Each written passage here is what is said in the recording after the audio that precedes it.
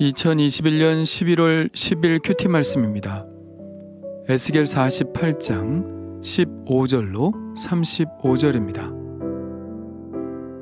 이 25,000척 다음으로 너비 5,000척은 속된 땅으로 구분하여 성읍을 세우며 거주하는 곳과 전원을 삼되 성읍이 그 중앙에 있게 할지니 그 크기는 북쪽도 4,500척이요 남쪽도 4,500척이요 동쪽도 4,500척이요 서쪽도 4,500척이며 그 성읍의 들은 북쪽으로 250척이요 남쪽으로 250척이요 동쪽으로 250척이요 서쪽으로 250척이며 예물을 삼아 거룩히 구별할 땅과 연접하여 남아있는 땅의 길이는 동쪽으로 10,000척이요 서쪽으로 10,000척이라.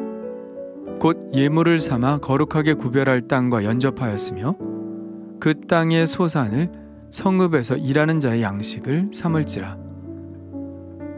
이스라엘 모든 지파 가운데에 그 성읍에서 일하는 자는 그 땅을 경작할지니라. 그런즉 예물로 드리는 땅의 합계는 길이도 25,000척이요 너비도 25,000척이라. 너희가 거룩히 구별하여 드릴 땅은 성읍의 기지와 합하여 네모 반듯할 것이니라.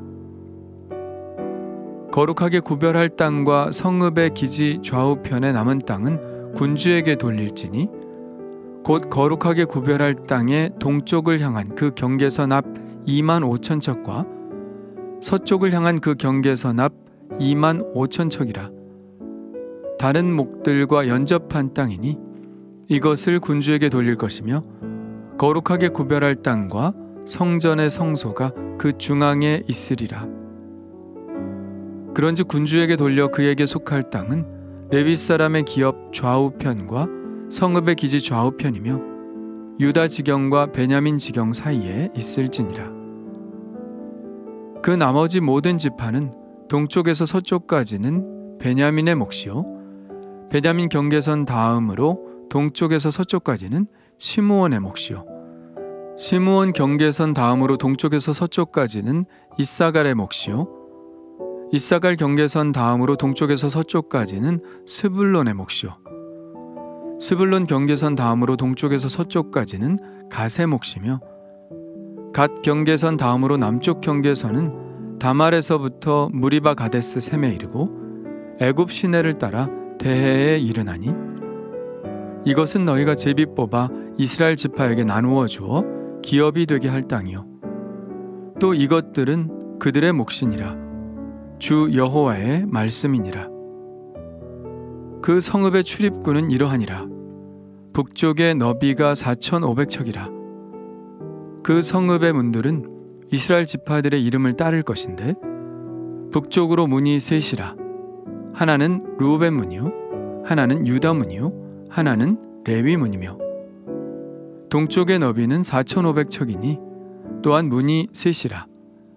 하나는 요셉 문이요 하나는 베냐민 문이요 하나는 단 문이며 남쪽의 너비는 4,500척이니 또한 문이 셋이라. 하나는 시므온 문이요 하나는 이사갈 문이요 하나는 스불론 문이며 서쪽도 4,500척이니 또한 문이 셋이라. 하나는 갓 문이요 하나는 아셀 문이요 하나는 납달리 문이며 그 사방의 합계는 18,000척이라. 그날 후로는 그 성읍의 이름을 여호와 삼마라 하리라. 아멘.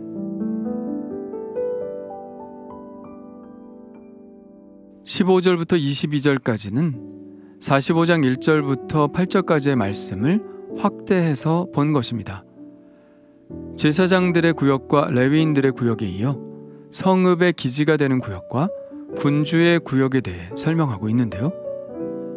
먼저 성읍의 기지가 되는 구역의 크기는 다른 구역의 절반입니다. 가로는 같지만 세로는 다른 구역들, 그러니까 제사장과 레위인의 구역은 10,000척인데 반해 성읍 기지의 구역은 5,000척이죠. 15절에 보면 이 땅은 속된 땅으로 구분하라고 했는데 여기서 속되다라고 하는 표현은 부정적인 표현은 아닙니다. 보통 우리는 속되다고 하면 죄가 연관되어 있는 더러운 것이라는 인식이 있는데요. 그렇지 않습니다. 속되다는 것은 하나님께 바쳐진 거룩한 것과 구분짓기 위해 사용하는 말이라고 보면 됩니다. 어쨌든 이 공간은 하나님께 바쳐진 공간에 비하면 세속적인 공간임에는 틀림이 없죠. 21절에는 군주의 땅을 설명하고 있는데요.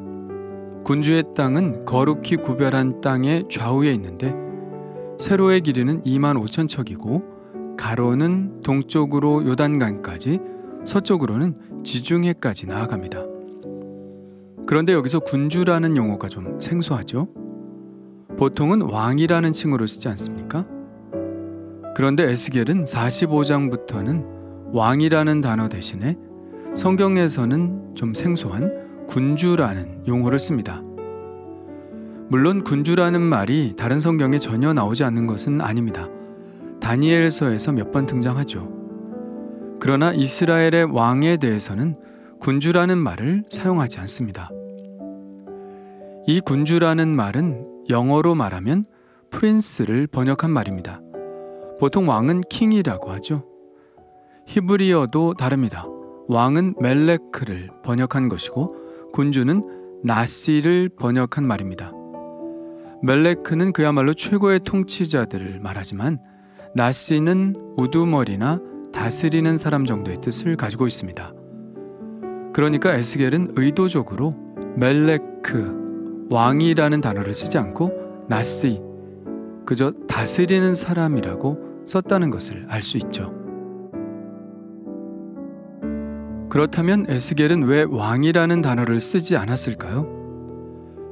이것은 에스겔이 가진 왕에 대한 부정적인 인식 때문이라고 보는데요. 사실 이스라엘의 유일한 왕은 여호와 하나님 한 분입니다. 이스라엘이 왕이 필요하다면 그는 참 왕이신 여호와 하나님의 대리자 정도에 불과했죠. 그래도 그 역할을 가장 잘 수행한 사람이 바로 다윗입니다. 그런데 다윗 이후의 왕들이 보여준 태도는 매우 실망스러웠습니다. 결국 왕들의 잘못된 선택 때문에 이스라엘은 망하고 말았죠. 결정은 자신이 하는 것이 아니라 하나님께서 하시고 그 결정을 잘 따르는 것이 왕의 본분인데 그렇게 하지 않았던 겁니다. 그래서 에스겔은 34장에서 하나님은 당신이 친히 목자가 되시겠다고 말씀하셨다고 하죠. 바로 장차 오실 메시아를 말씀하고 계신 것인데요. 그러한 메시아와 그가 다스리실 나라에 대한 고대는 바로 새로운 성전과 새로운 나라에 대한 비전에 그대로 투영되었습니다. 왕 대신 군주라는 말을 쓴 것과 마찬가지로 또 하나의 생소한 단어가 마지막 절에 등장하는데요. 그날 후로는 그 성읍의 이름을 여호와 삼마라 하리라. 이 성읍은 제사장의 구역 아래에 위치한 성읍을 말합니다. 새 이스라엘의 수도라고 할 수 있죠. 새 이스라엘의 수도라면 새 예루살렘이라고 말할 수 있을 것입니다. 그런데 에스겔은 40장부터 48장까지 예루살렘이라는 말을 한 번도 사용하지 않죠. 여기에도 예루살렘에 대한 에스겔의 부정적인 인식이 들어있는 것처럼 보입니다. 예루살렘은 에스겔과 같은 선지자들이 볼 때 타락한 도시였죠. 그래서 에스겔은 예루살렘 대신에 여호와 삼마라는 표현을 씁니다. 히브리 원어로 발음해 보면 예루살렘과 여호와 삼마는 그 발음이 매우 비슷하죠. 어찌 보면 언어의 유의라고도 볼 수 있는데요. 만일 새 예루살렘이 세워져야 한다면 그것은 여호와 삼마, 곧 여호와께서 계시는 곳이어야 한다는 것을 보여주는 것이겠죠. 그런데 40장부터 나오는 이 하나님의 성전과 이 성읍들은 실제로 세워진 적이 있었을까요? 아니요, 전혀 세워진 적이 없습니다. 예루살렘에 세워진 성전은 솔로몬 성전, 수룹바벨 성전, 헤롯 성전이 있을 뿐이죠. 에스겔이 본 환성은 그렇다면 그저 설계도에 불과할까요?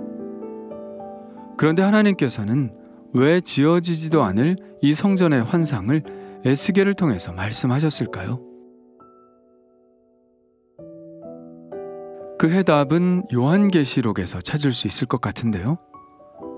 오늘 본문에는 성읍에 대해 설명하면서 이스라엘의 12지파의 이름을 딴 문을 사방에 3개씩 12개가 설치된 것을 이야기하고 있습니다. 이와 유사한 묘사가 요한계시록에 나오죠. 바로 거룩한 새 예루살렘, 하나님이 계신 천국의 예루살렘 성을 이렇게 묘사하고 있습니다.